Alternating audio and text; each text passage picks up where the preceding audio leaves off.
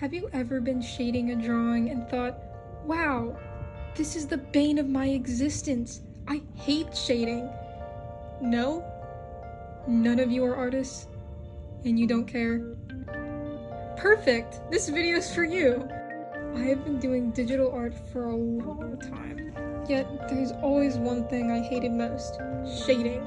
As a matter of fact, if you look at my old art style, I never shaded them. Recently though, I found an easier way to make my art stand out. Rim lighting.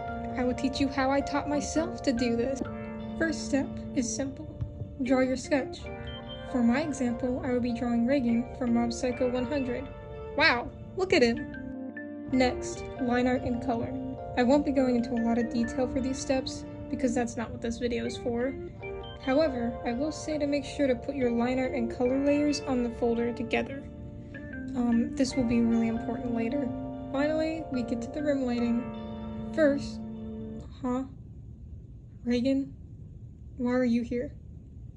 Stop using the same image of you because it doesn't portray your current emotion. If you insist.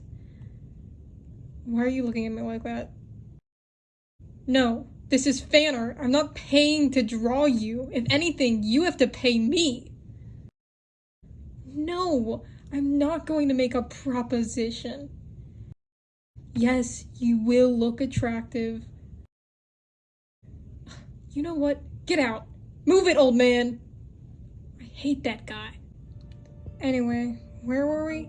Oh, yes. The first thing you want to do is make a new layer. It's important to put it at the top and make it a multiply layer. Depending on the program you're using, changing a layer's properties is a different process. I'm using Clip Studio, so for me, the drop box is right at the top of the layers where it says normal. You also want to make sure it's a clipping layer. For me, clipping is right here, also above the other layers. The layer should be placed right above the folder with your line art and coloring. Once that's ready, you want to pick a color. Cool, dark colors are preferred, but truly it's up to you. I recommend something like this. Now that you have a color picked, for the shading, use a paint bucket tool and cover the whole page. It should look something like this. Your next step is simple. Pick an eraser. Depending on what you want to portray, pick an airbrush or a hard eraser. I prefer the hard eraser because it makes the drawing look more dramatic. Go along the edges of said drawing. Everywhere there is a background behind it, make sure it's clean and not at random. Next step is where things get complicated. Imagine your drawing is just a bunch of shapes. Study this concept and add small lines with the eraser where the shape would curve with the lighting behind the character or image. It sounds complicated, yes, but it will look better the more you do it.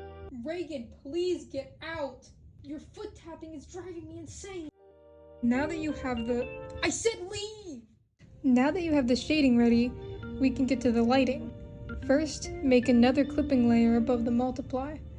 Make it a glow dodge or an add cut layer. If you don't have these options, just use white.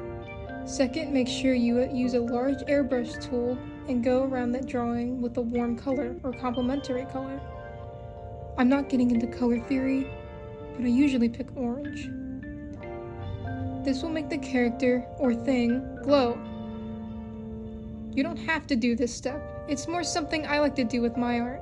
The final step in all of this is adjust the opacity of both layers you made. I usually do these percents. It's up to you. On Clip Studio, the opacity option is right above the layers as well. And there you have it! You did rim lighting! The more you shade like this, the better you will get at it. Art always takes patience. I learned that the hard way. Thanks for watching! Oh, do you like it, Reigen? No? Just get out.